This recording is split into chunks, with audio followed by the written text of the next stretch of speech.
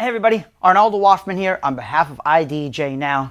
Today we're going to talk about DJ controllers, but this is really from the perspective of somebody that's just starting out. Perhaps you have never been a DJ before and you want to start learning and practicing. Perhaps you are an old school guy that either comes from turntables or even doing something a little bit newer like CDs, and you decided to stop carrying crates of vinyl or just boxes of CDs and switch to something a lot easier.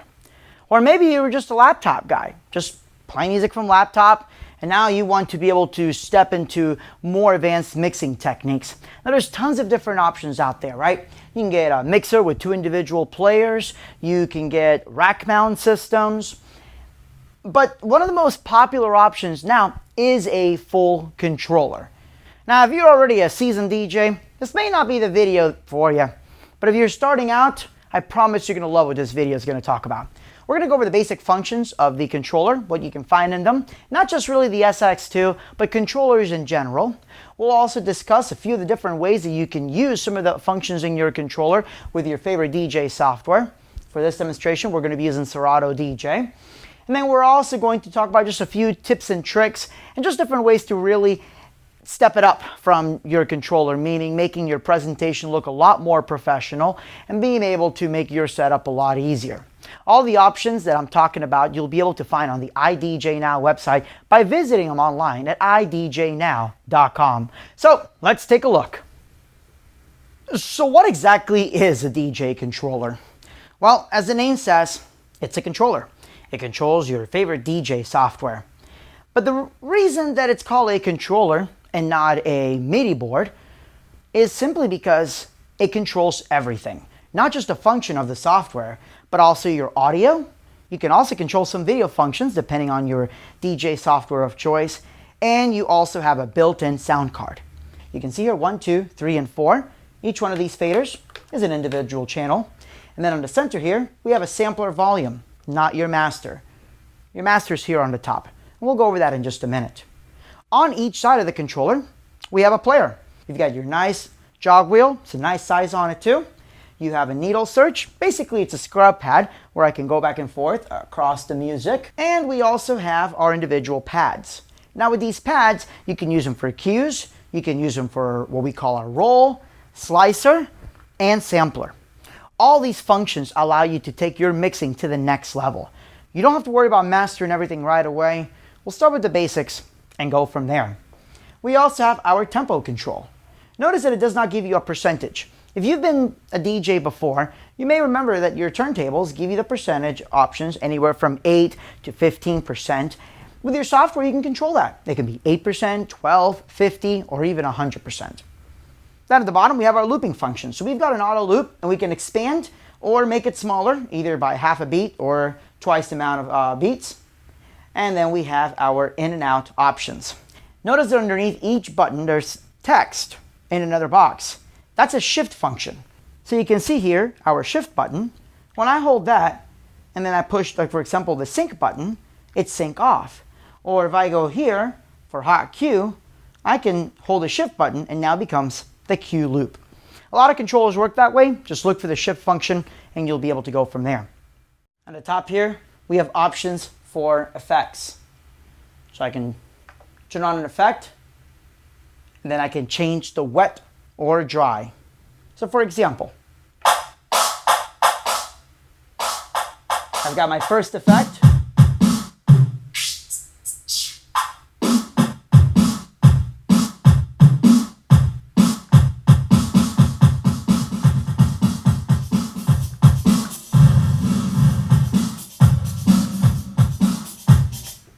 Now how you access your effects is completely dependent on the software that you use. In the case with Serato, I can go click on my effects and I can choose my effect. So there's the LPF effect that you just heard. And let's say, for example, instead of a delay, I want to do an echo. So now I'm going to play the song one more time. It's So Much Bass by Seth Vogt featuring Thrill to Play Ya.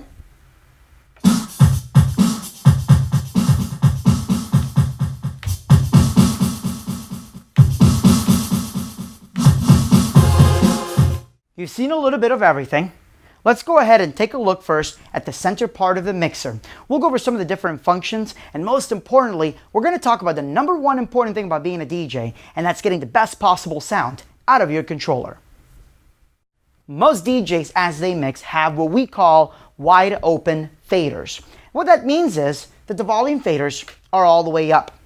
Now, the volume fader isn't necessarily going from 0 to 100. It's going from the lowest to the highest position on your gain. These are your gains right here.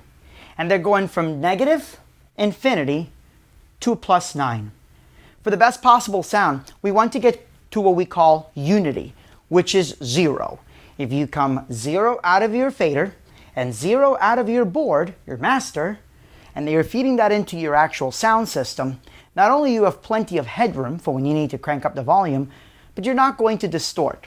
Distortion is what kills the speaker. And we can talk about this in a later video. But even in a lower volume, if it's fed with distortion, you can still cook a speaker. Remember that. It's very important, because you're going to see a lot of DJs that even though the sound may be all the way down, it's on red the whole time. And even though this is pretty quiet, it's still coming out distorted, not clean. Now, digital mixers do a really good job of keeping that distortion down. But we want to do this the right way, right? So let's go ahead and get this set up. We're going to take our master fader pretty much all the way down for now. And we want to stay as close to 0. 0 is this little area between the green and the yellow. Think of it as a stoplight. Red, no bueno. Yellow is a warning. Now, every DJ software and laptop is different internally. In Serato, you can select your sensitivity. Right now, I have mine set at 89 decibels. Serato recommends 92, and not much louder than that. I don't recommend going louder than 92. You can access this by going into your actual setup, and then you go into your mixer, or excuse me, your DJ preferences. I shut off auto gain, and I keep it at 89 versus 92. So I have the music playing, and you can see that it's mostly flashing yellow, very little, but mostly in the green. This is good. Now when I have my faders open, it's going from 0 to the highest level, which is here. Master volume is very important, and you need to look at your controller because every controller is different. You see some of them go from negative infinity to +10. Pioneer goes from negative infinity to unity. As a matter of fact, you can even look here that they have this little bold line on their mixer. If you look at your car, there's a bold line usually around 55 miles an hour to 65, even 70 miles an hour. And it's telling you, hey, this is the best way to get your best mile to the gallon, your best mileage. So it's almost like that. So I'm going to go and bring that down. I got a nice clean sound. As a matter of fact, I'm barely even touching unity. So if I needed to bring the trim up a little bit, I could. Or I can bring the master up too.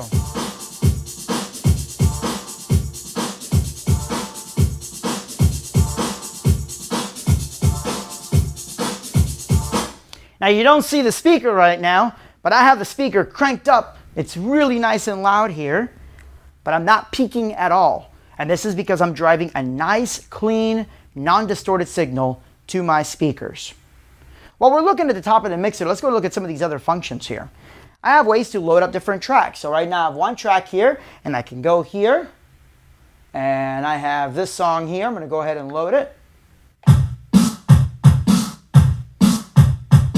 So I can go back over here again.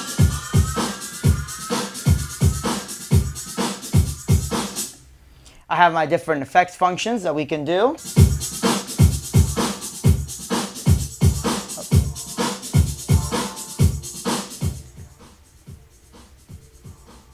So we've explored loading a track. We can now look at individual EQ kill buttons. Check it out. I can bring my bass down, mids, and highs.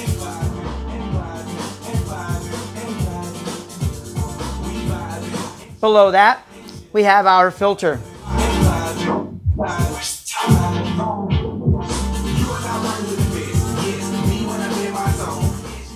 We have our Q. Now our Q allows me to use my headphone mix option from Q to master. So as I'm listening to my headphones, I can hear either what's coming out of the main part of the mixer towards the speakers, or I can hear my cue button, whatever's queued up.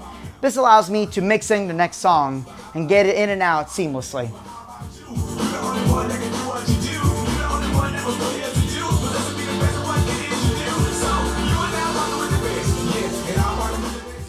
So this is the crossfader, and under each volume fader, I can select whether I want it to be A or B that it's actually coming out of.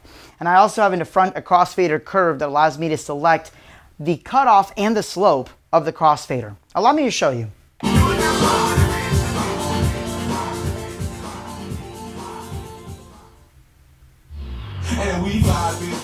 This is usually most for people that are scratching, that want a nice tight cut. If you want to create very simple blends, you can either fade it out by bringing your faders, or you can do your crossfade and set it all the way to the left or even the middle.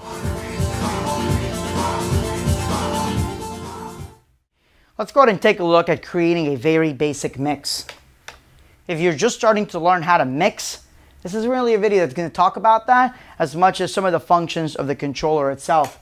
But a great way to practice is to basically mix two identical songs or a song that samples another song. For example, you could mix Rick James' Super Freak into MC Hammer's Can't Touch This. You could also mix a song directly into itself, or you could mix EDM songs or remixes of EDM or house songs, basically around the 128 BPM range, that beat per minute range.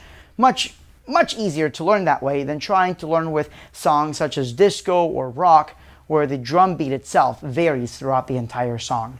So I can start it, and just to show you real quick, we can do a stutter start where we just, right? And a lot of DJs will do that as they're fading in, they'll just, and as soon as you let go, it stops. So if you want to do that effect by having it continue playing, you're going to look at the play button right over here, and I'm going to hit the shift button because it says that if I hit the shift, it'll stutter. And it continues playing. How easy is that? All right, so we got it started. Great. Now I'm going to go ahead and load my next song. And I can just go here into the other song, So Much Bass. And we're going to load it. And it's loaded into Serato. Now I need to set my cue point in my headphone. I'm going to pause that for a second. In my headphones, I would bring this up so I can hear through my headphones, and I would hear, need to set my trim. If you set your trims on each song, at least you know they will come in at the same volume, and that's important. Now both songs are at 120 BPM or 128. If they weren't, you can bring your tempo up and down until it matches. You can also use the sync button. And I can tell you that a lot of professional DJs, the seasoned vets that are seeing this, may be flinching as soon as I said the sync button. You see, the sync button has a bad reputation because it used to attempt to match your songs together. Sometimes it does a great job, sometimes it doesn't. Most of the times it doesn't. But a lot of DJs will use the sync button to at least get the 2 BPMs to match up and still manually mix the song themselves. I am not here to teach or give you a whole discussion on whether or not the sync button is good or not. But in my humble opinion, using the sync button, as long as you're not letting it do the work for you, is no different than looking at the waveforms, which are these color wave things right here of the sound, to be able to mix. They're tools that if used properly, you can take your mixing to a whole new level. But when abused, it makes you sound really bad, no matter what tool it is. Let's go ahead and continue. Now my crossfader is all the way to the right, which basically means that as soon as I bring up a song,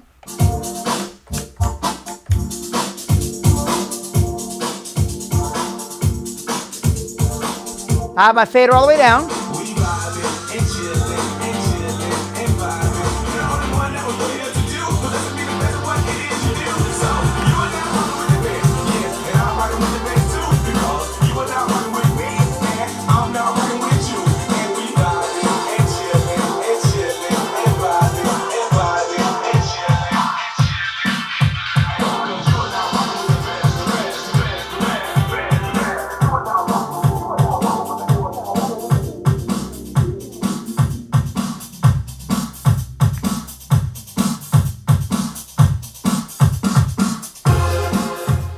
So essentially what I did is I mixed in the next song, and instead of using my crossfader, because I have my crossfader really tight, I faded in slowly using this, and then I applied some effects to just make it sound different than a traditional mix-in. Now, keep in mind that this particular mixer has 4 decks. If I hit 4, it gives me a whole different deck. So let's go ahead and load us another song here. Actually, I'm going to load the same song that I had, that Rockin' with the Best. And now it's on this side, which is why I came in so loud. But if I go over here and I go back to my deck 2 and I hit play,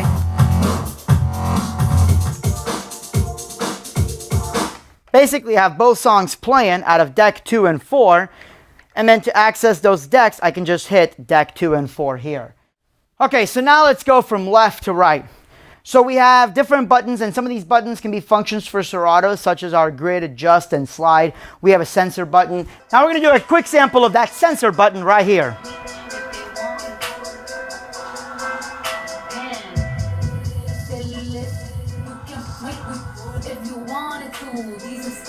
Pretty easy. You can censor out a song right then and there if you needed to.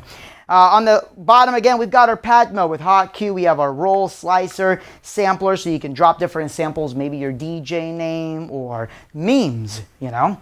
Over here, we've got a different flip mode. Again, some of these are Serato specific functions, such as the flip mode. The grid, like I just mentioned earlier. We've got loop. Parameter allows us to switch back and forth across different parameters, whether it's in hot cue, roll, slicer, sampler, velocity sampler, slicer loop, save loop, or cue loop.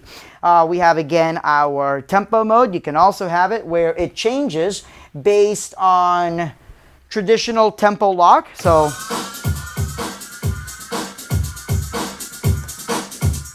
but if we shut that off, you can hear the key change. I personally prefer having that on. I don't want my key to change. I want my music to sound as natural as possible when I speed it up and slow it down. Again, we've got the mixer. You saw the VU meters, a master VU meter. We have our EQ kill options. We've got our filter. We've got our trim, load buttons. You have our faders right here. You've got the crossfader. You have your booth. So this isn't necessarily what people will hear. This is what you're going to hear. You've got, again, your headphone mix options. You have a master cue. You've got your jog wheel, so your load wheel, which is a jog option, so you can go back and forth across all your songs and load them in. And then you've got the same option on the other side. All this in one neat little control option. Now, IDJNOW has tons of different controllers in all sorts of price ranges. And if you don't know which one's right for you, ask one of your IDJNOW sales reps and they'll get you in touch with the right controller for you. It's very important when you pick a controller, don't just pick one that suits your needs right now. Because I can tell you, the most expensive part of being a DJ is immediately having to upgrade to the next big thing because it has a feature that you want to grow to. If you've never been a DJ before and you don't know where to start, this is a great way to begin. Hopefully this video helped you out. But if you have any questions, please feel free to give any of the guys at IDJNOW a call. You can see the phone number right there. And of course, you can visit us at IDJNOW.com. My name is Arnoldo Waffman. Thank you guys so much for watching. Any questions, comments, concerns, leave them down below. We'll do our best to answer them for you. Hope you enjoyed this video. And if you want to see more videos like this, please be sure to let us know. Have a great evening and God bless.